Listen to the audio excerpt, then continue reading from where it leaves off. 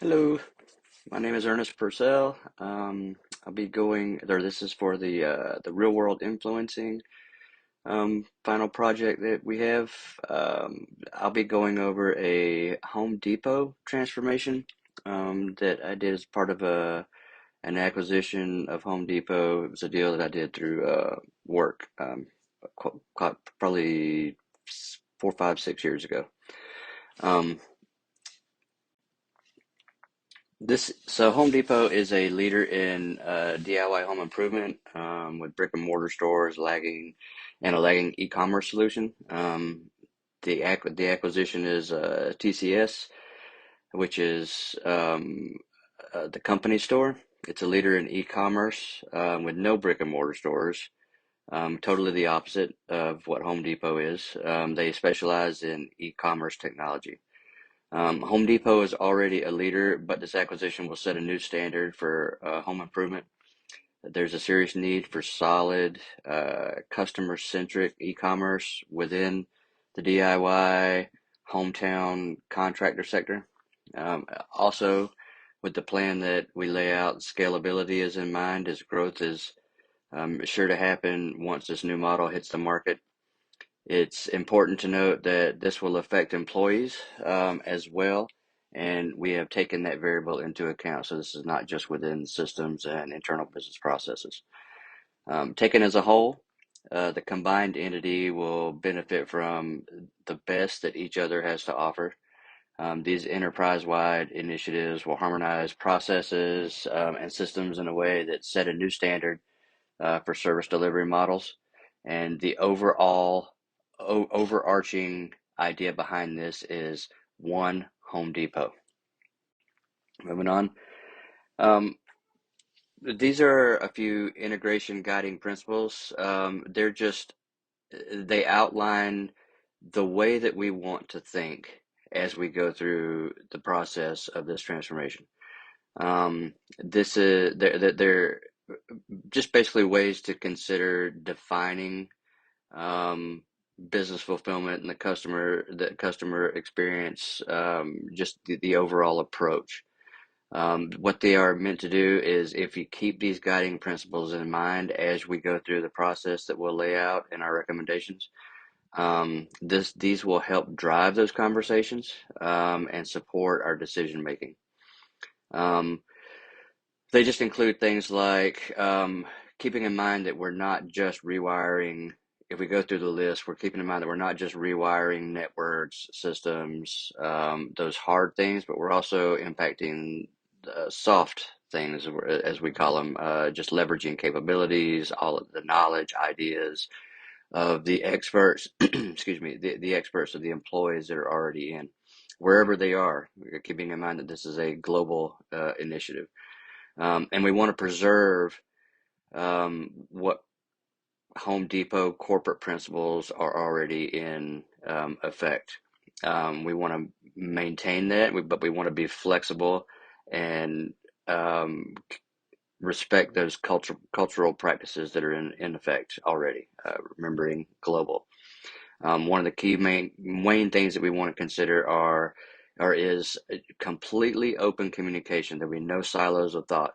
What we need to keep in mind is, and this is from from an overall management standpoint, that open communication. This is not about managers at high level managers keeping those silos of thought and trying to solve everything for themselves. There is value in what the employees, the lower level managers are doing. They're in the grind, they're in the daily minutia of things. So we need to think if they fail, we fail. With that in mind, um, we're going to foster a consensus. Fostering consensus for all of the employees. We want to make sure that all of the employees understand what it is that we want to do. We want to promote them having the competence to enact it and the cohesion uh, corporate wide for them to advance it. Um, if they fail, again, we fail. And we want to involve as many of them as possible. We need to mobilize commitment through joint diagnosis, um, empowering them to be able to come up with solutions that impact their daily things. They know exactly what it is that needs to be done. And once they have that, once they have bought in, and once they have started to really internalize the vision of this transformation, then organic growth will take place. Um, we don't there won't be any need to push from the top. And in order to do that, once they do embrace that, and once they do get an overall feeling for it, and that growth starts to take place, we need to be able to go in and train these employees, equip these employees, give them a structured organization so that they can effectuate that vision. And then that'll allow us to go in and we really take the overall mindset that we are going to capitalize on those unexpected opportunities for short-term change. Um, all through through the process and through the planning, keeping in mind that we need to identify and take note of low-hanging fruit. Go to the next slide. Risks and challenges during that entire process. If you notice, number one for the risks, um, becoming paralyzed by the risks. This is number one for a reason. As we go through, we need to be comfortable, confident, and go in and just keep the risks in mind, but not let them stifle us and hold us down. Um, Another thing that we really don't want to do is we don't want to underestimate the difficulty of driving people from their comfort zones. With all acquisitions, all deals of this nature, people are going to be uncomfortable, not very at ease. Um, Going back to another one of the guiding principles, which is open communication, this will help mitigate one of those risks or that risk. And the next one being, which sort of ties into making people comfortable, is not training them for the team for the job, um, and not training them honestly just for the teamwork. They need to know that what is going on is only effectuated by their teamwork. Um, Next is relegating team leadership to executives rather than having senior line managers be responsible for everything. Again, effectuating um, or empowering them to be able to manage themselves and be able to do things themselves. The only way that they will be able to do this is if we don't overcomplicate the vision. So we can't have a large, uh, multi-tiered vision. It has to be very succinct and on point. Resistors convincing employees that success is not achievable. This is a major risk. Those people need to be identified, but through the process that we go through, that we'll outline in our recommendations, you'll see how that can very easily be mitigated. Um, and that goes for the last risk, which is if those people are identified, then you won't have the risk of going through and promoting those types of people who basically can stifle your entire strategy. Some of the challenges where we just um, again being able to communicate that vision, and if you have a very succinct, simple vision with one or 2 points, then it's much easier to communicate that and those underlying goals that make that vision happen. Um, it's also difficult to be able to tie the methodology that upholds both an empathetic approach and accountability. Those two are very, very tough to tie in together. You want to be able to, as the next one is really the same as we've already talked about, which is removing those embedded individuals who resist that change that's going to happen. Um, One way to get buy-in faster and solidify more of a teamwork environment is ingraining an ethos of success. Um, those short-term wins that we talked about, that helps. If you have long drawn out goals, and teams don't see that success is happening along the way, it can sort of get morale down. So you need to get that ethos of achievement up. Um, we need to go through and create the social norms that allow all of this to happen. Those shared values, being consistent, and then having all of those changes will happen, and not over analyzing the how. If it, don't overcomplicate things, allow things to organically happen, allow things to um, allow employees to drive those solutions, and also with the next one, just allowing those managers to take risks. These are challenges, and all of these things can be very tough to do. So we'll go to the next slide. Um, just as far as an integration approach, um, with the current state, what we're in is, and this is natural, we haven't integrated these two entities yet. So the employees are segregated. They're by no means incentivized. They're not empowered. We have very matrix style of reporting structure. So employees are not empowered. Everything is driven by high level management. Customers, they have a lack of DIY knowledge. They have delayed delivery because we don't have a solid e-commerce. Our Home Depot does not currently have a solid e-commerce package, and then they have to pick up their order in the store. Because of that delayed delivery, they know that they can't pick up things immediately. Um, or they know that they can't get things delivered, so they have to go in and pick them up. Systems and processes, all those systems are siloed. The distribution and fulfillment issues because of a not very robust e-commerce system. So as far as the future state goes, all of that changes. The employees have rich relationships. They're incentivized through the ethos. Customers can go in. They know they as far from a DIY standpoint, they know what it is they're doing. We have a learning system. We will have a learning system for them, and they'll have very fast delivery times. And if they want, they can go online and pick it up. They also can be assured that if they see something online, it is in the store. There will be a process for that. Um, As far as implementing business changes, we're going to develop a new integrated corporate culture. This will primarily center around best-in-class customer service, and that part of that is having that spontaneity via a relaxed but accountable cross-functional team design. And all of this is with the pursuit of value in mind.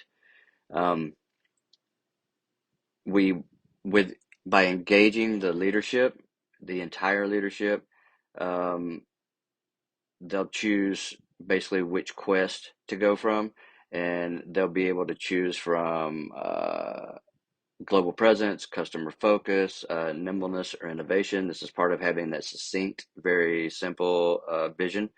uh, we'll go through and outline what it is that we've in our recommendations, show that we are picking one, maybe integrating a little certain aspects of two of those, and having a very plan forward. So what is the path forward? Those recommendations, or what recommendations that we are going through, are implementing a best-in-class dropship e-commerce system with a customer service training program. And then secondary to that, but equally important, is a new warehouse management system. And so those being the recommendations, what we'll go through is just our methodology for how we recommend going in and effectuating these recommended actions. Um, it's not from as much from the standpoint of just a standard agile methodology. Um, this is more process oriented and establishing that ethos. During these kinds of deals, again, stress is high, tensions are higher, even higher. We want to openly, very openly communicate. This is the most important step, the beginning. Um, we want to find the opposition. If we go down to number one there, find the opposition, and we want to court them. If we openly communicate and ask questions, we'll be able to address blockers, objections, and it's imperative that we show commitment through training. This will communicate that we don't want to get rid of you because those tensions are high. We need to communicate that we don't want to get rid of you, that you will play a key role.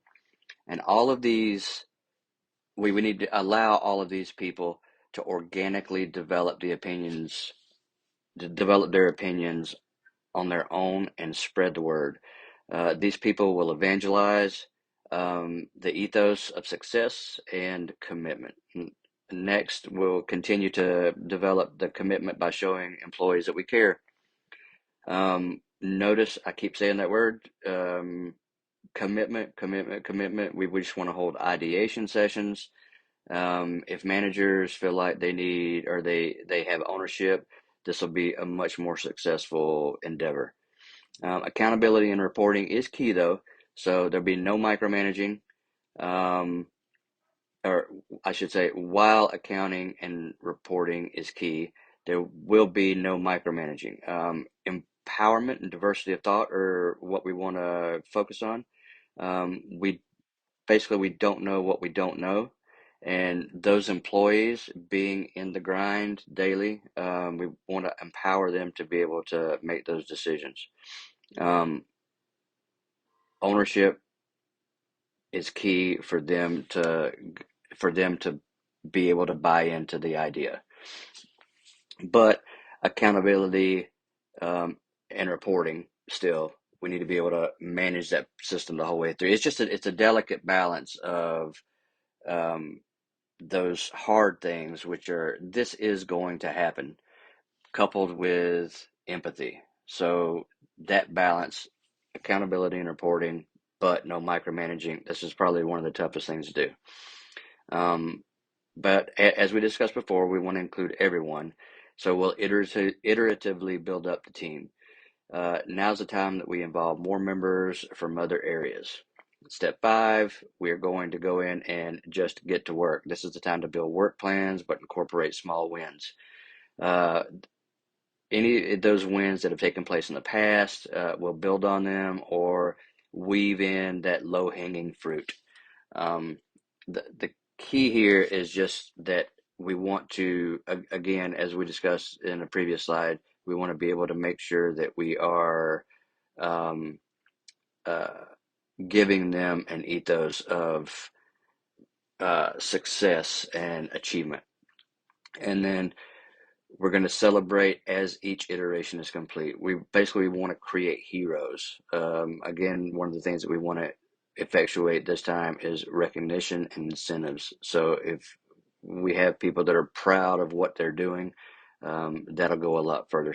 Some of the takeaways are with each step. The takeaway was step one is we're showing that empathy, that commitment, urgency at the same time, and focus. And then ownership of solution and empowerment with step two.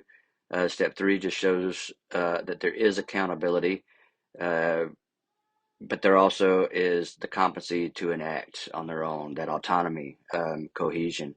And we're developing a shared vision with competitiveness as we go down through the line. But most importantly is that organic spreading of vision and continued empowerment, that ethos of success, and then reinforcing that things can happen, or reinforcing that things can happen with them being empowered to do it on their own, rather than us driving the change, letting it happen organically. Um, This is just a methodology of success. You're more than welcome to go through and view this. This is just a high level, more of a visual way of thinking about it. But it goes back to what was in slide 6. So, but that's the overall recommendations. So, thank you.